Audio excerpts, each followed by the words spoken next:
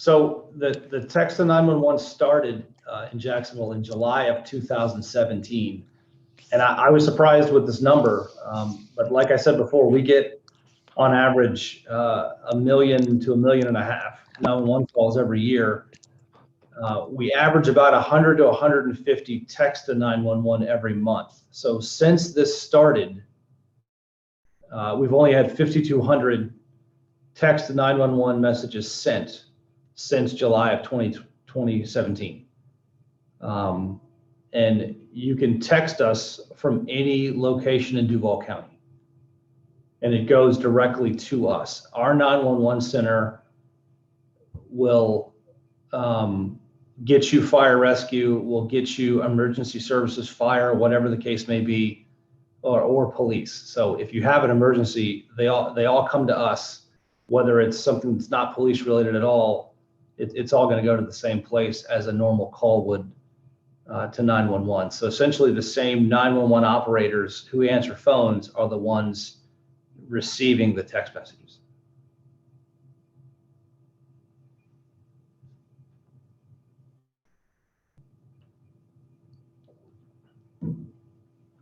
So if you have to use this, we want you to, first of all, find a safe place to do it. If you're in the middle of some emergency situation or you're in danger, get out of harm's way and then text us. And all you enter is 911. There's no area code, no dashes, nothing else. And what's very important is to give us your location and then tell us what's wrong. The location is extremely important because unlike a phone, especially a landline, it takes a little bit longer to get a location off of a text message than it does a phone call.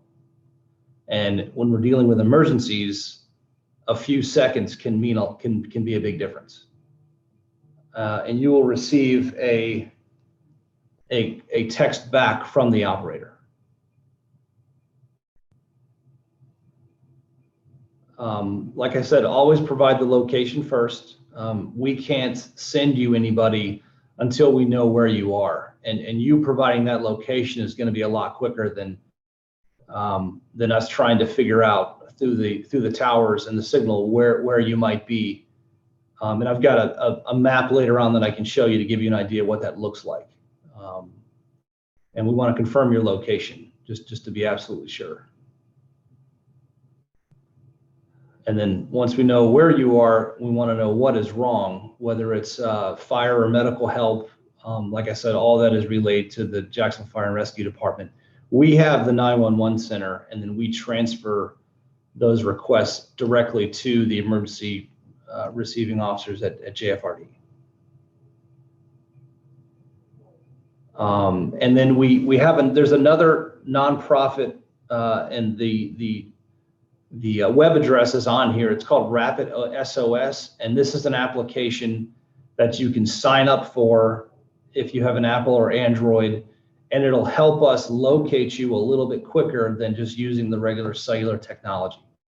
It also gives us emergency contacts and medical information if you wish to provide that. If you're diabetic or you have hypertension or whatever the case may be, you can enter that in there. So the receiving officer, the medical personnel will know what your medical history is, and maybe that's related to why you're texting 911. So it makes it a little bit easier to figure out what the emergency might be. But that's a personal choice. That's completely up to you. It's not required to use the text to 911. We emphasize this with the public. We want, we only want individuals who absolutely have to text 911. We don't want the average citizen to take up this resource. It is basically for the deaf and hard of hearing community. It is specifically for that population. We don't want everyone to inundate it just because they're more comfortable texting than talking to a person. So that's probably why the numbers are so low. And you keep going. So that's the web address for the emergency profile. That is Rapid SOS. So if you want your personal information, your emergency contacts, any medical information, that is completely up to you. You can register. It's completely free. There's no charge, but you can register at that web address down there, and it gives the 911 operator the ability to see that the information you put in. And this is what that screen looks like to the receiving officer. I had to black out her last name and address and date of birth. But this is one of our one of the person who made the PowerPoint. Actually, she's one of the experts in this field. But it shows you. So she tested texting 911 from the police station, and you, as you well know, probably this police station is at 501 East Bay Street, which is at the corner of Liberty and what is it? And Marsh. There's a little driveway there that gets to the PDF, but that's still a pretty big area in a pretty big building. So you can see how you providing your information is very important, because we have an idea of where you are. We may have an address associated with it, but if that's an apartment complex or a mall, it's still going to be pretty tough to know exactly where to find you, especially if you're having an emergency. And I think the next slide even explains more than that. Yeah, so she did a few more pings, and it really depends on the strength of the phone signal, where you are in relation to the towers. It's really different all over the city. Some areas are better than others. It's pretty random, but that gives you an idea. She's in the same office inside the police station, and you've got a variation, and really it runs almost the entire block of East Bay Street. So because that's just to illustrate to you, really the person texting could be anywhere in that green circle. And that's why texting the specifics of your location is so vital and important. And then you can see the emergency contact information. I think she has a relative listed. She listed high blood pressure as her pre-existing condition, which in case it's a medical situation, rescue would have an idea of what the medical history is. And then of course they would look for the medical bracelets and ID markers and that sort of thing. So that is Text 911. I wish I had like some really good stories, but I don't have any stories of anything involving Text to 911. I know we've had it for several years. It's been used, but I don't have any like amazing good stories to share with you. I wish I did, but it does work, and it is available. I know the sheriff's office has it. They're working on getting it to every other center. So JFRD would have their own, but in the meantime, we're using the 911 center here, and we typically have a number of officers on that call. So it's the same people. It's not a different switchboard or anything. It's the same operators that handle every other 911 call. So we want to make sure that when you text us, you get quick and effective service, just like a phone call would. We do have a couple of questions. Sure. One question is that seems to be only linked to Duval County, the information of giving your direct location, right? Do you have a database maybe or other accessible means for people who are maybe going through Florida, traveling to another county? No, we don't have a database. I know that Nassau, St. John's, and I believe Clay all have text to 911. It's very common now in Florida. It's been around for, well, it's been here for 40 years, but it's pretty common in other parts of the state. But anyone driving through Jacksonville, even if they've got an out-of-state phone number, if they text 911, it's coming to us. It's just like a phone call. I don't know how it knows, but the towers and all that know when you call 911, it goes to that jurisdiction. So whether you're from out of town or whatever, we're still going to get the same notification and offer the same services. Interesting. Okay. And is there any marketable delay between text to 911 receiving services and taking a live phone call? There's a few second delay. It was explained to me that it really depends on the signal that the text message has, but I mean they've done it. For example, they were standing next to the terminal and sent a text, and it took like 3 or 4 seconds, where obviously a phone call is real time. So there is a little bit of a delay. That's why that location is so important, because seconds matter if it's an emergency. Got it. Okay, and she said thank you. And we have a question from Miss Riles.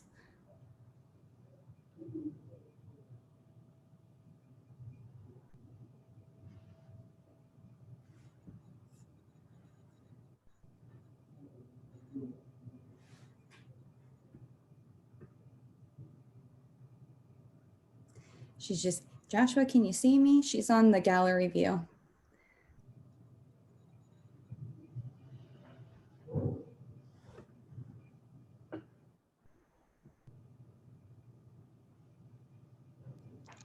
Two questions. So if I'm sorry, I missed the beginning of that. Okay, two questions. First one, if someone kidnapped me or captured me, took me, how, and I would need to text for help. If I'm on the move and I'm moving, would you guys be able to follow me to find me if they are moving me, I guess, if I was taken? Yes. Yes. It's more difficult when you're All right. moving because the towers are That's good to changing, know. but essentially, yes, we can get a moving signal, but it's not like the movies.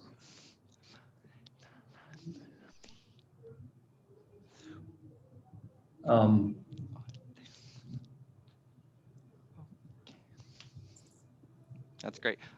So second question, I know that operators, they're 911 operators, and they have their questions that they go through, their list, what kind of help do you need, all the information. The text to 911, is that a similar process of a series of questions? Like, okay, so if yes, then how do they simplify and run through those questions for us to understand? Because sometimes some of the questions can get complex quickly, and when you don't have understanding of English, how do you keep it going?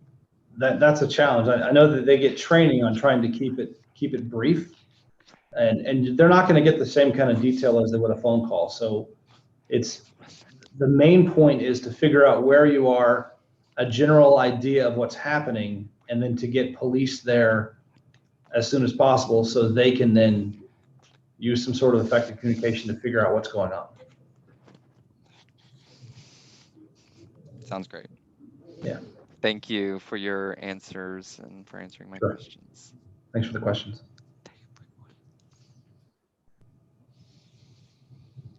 Okay, I do have, unfortunately, a question from earlier that I missed. And so if you wouldn't mind really quick, do you recognize that there are different dialects in ASL, and especially having a large Black deaf population in Jacksonville, do you recognize that there is Black ASL? And if you do you accommodate that in any particular way? We would rely on our friends at the CIL to help us out with that, because I think they have provided our interpreter services. And I'm not familiar with whether or not our video monitoring, it's a national accredited corporation, but I don't know what dialects they have. But something that unusual, I would probably get with our friends. That's the whole reason for the collaboration and the reason for the partnership.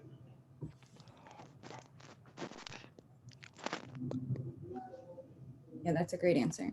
We do have some resources in that department. Okay, so our questions now, guys, are going to be focused on the text to 911. And if we did miss a card question from earlier, you can go ahead and ask that question, but we don't want to spend too much of Mr. Key's time. And so we're going to wrap up with him at least for a little bit. So if you have questions just for the text to 911, go ahead and raise your hand and I'll try and find you.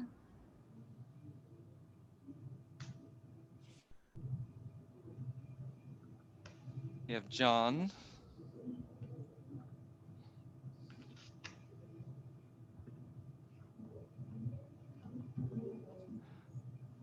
You're out of frame.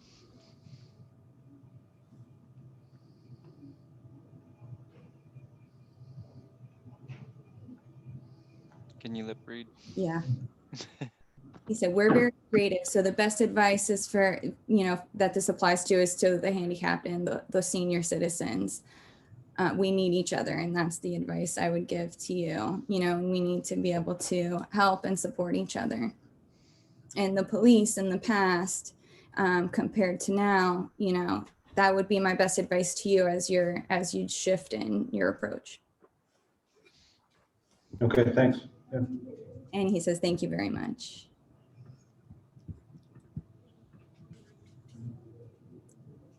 Brooke was rip leading and interpreting.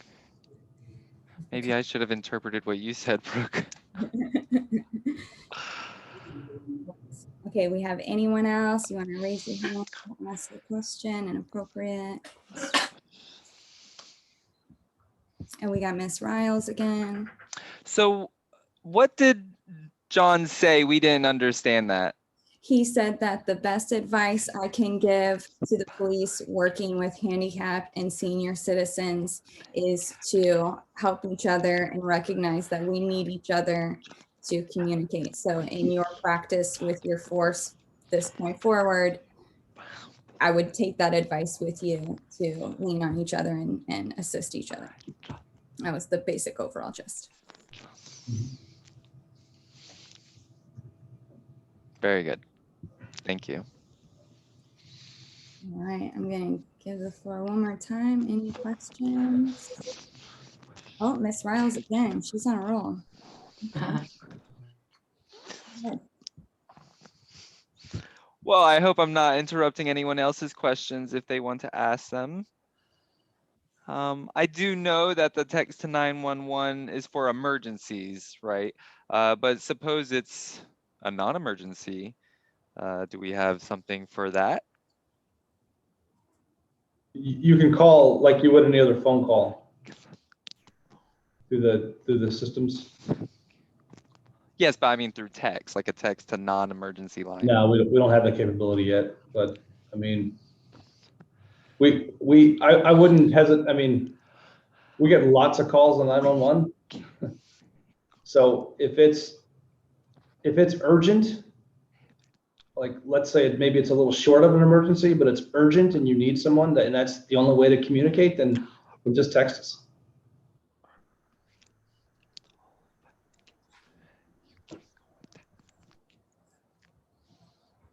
Got you. Very good. If you don't mind, I just to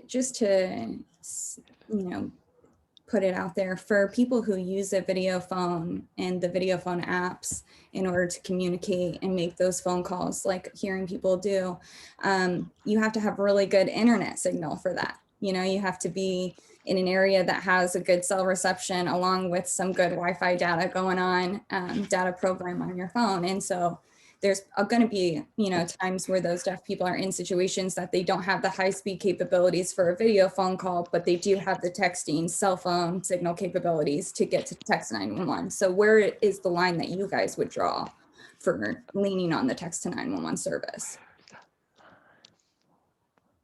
I'm not sure how that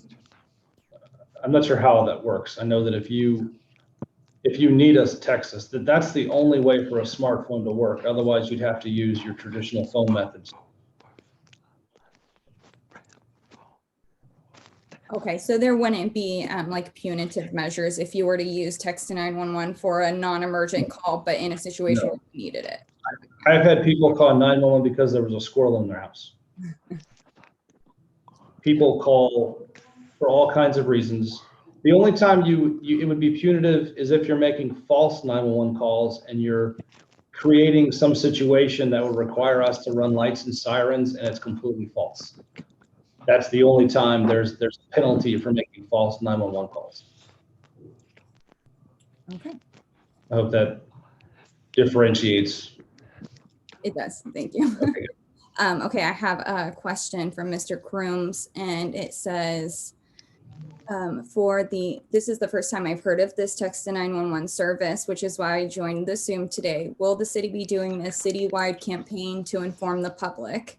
And if so, the question from Amy about communicating in an emergency while moving, if kidnapped, might be a good idea to include best practices to educate the public and the deaf community on talking to the operators via text.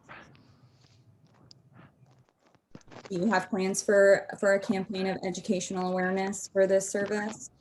I think this went out. I mean, obviously you should, if you follow the JSO Twitter page or Instagram. We have lots of social media. That's where a lot of these types of situations get broadcasted. And this has gone out when it first was new. So if you follow us, you'll get the updates. As far as what the city is doing, I'm not aware of what programs the city may be running. I can answer Mr. Crooms a little bit here. We have had an officer come into CIL before COVID-19 hit, and they did mention the Text-to-911 service and educated it on us. And so I'm thinking that maybe our email listserv, Mr. Crooms, if you want to add your email, and that goes for anyone who's on today. If you want to throw your email down in the chat, we can add you to our blasted emails, which I believe are not very often, but enough that they're important information. And we might be able to add a blurb about the Text-to-911 service in those emails as well, if you think that we're missing the community somewhere. Could I jump in for a second here too? I'm Diane Clark with Hubbard House, and I'm one of the partners in the collaboration that Angie and Chief Key mentioned. One of the things that we're planning to do that has been delayed because of the pandemic is to do a video in ASL that explains a little bit more about the texting to 911 and place it on different websites that deaf people would access to give more information. And hopefully that will also spread the word in the community. That's a really good point. Yeah. This is Angela. We had also talked about doing more community events surrounding this and other measures that were taken to improve services. But COVID happened. So when things calm back down and everything opens back up and it's safe to do so, then hopefully we can schedule something in person and invite the community. One moment. Sorry, Angela Angela. didn't interpret that. What happened? Joshua missed the boat. It's okay. Try Were again. you napping, Josh? Did you think I was signing? No, David actually already started signing. Oh, okay. David. Okay, So- let's move to David. So should I start that over? A little bit. Okay. I said that before COVID hit, we had planned to do some bigger community events. I think town hall might be a little bit too grand of what we were planning on doing, but a community event inviting Assistant Chief Key and some other officers to come and talk about this and other issues. But then, COVID happened. So we're hoping that we can do it, if not in the fall, the winter, as soon as it's safe to do so, as soon as we can all get back together. That's the goal. We want to get back together and talk about these issues and continue to make improvements for the deaf community. So your feedback is appreciated. You can always email us your questions. And, I'm thinking about maybe creating a survey to get some more feedback from the deaf community. So thank you all again for attending today.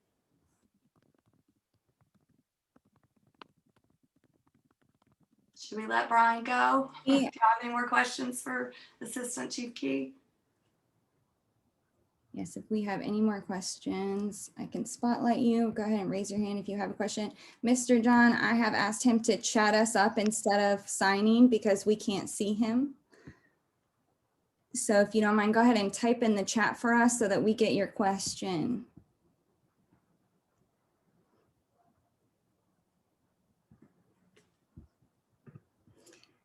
They're all talking about David. He's in the top. He's the interpreter right now. Okay. If you change your view to gallery, you'll be able to see everybody. But any other questions?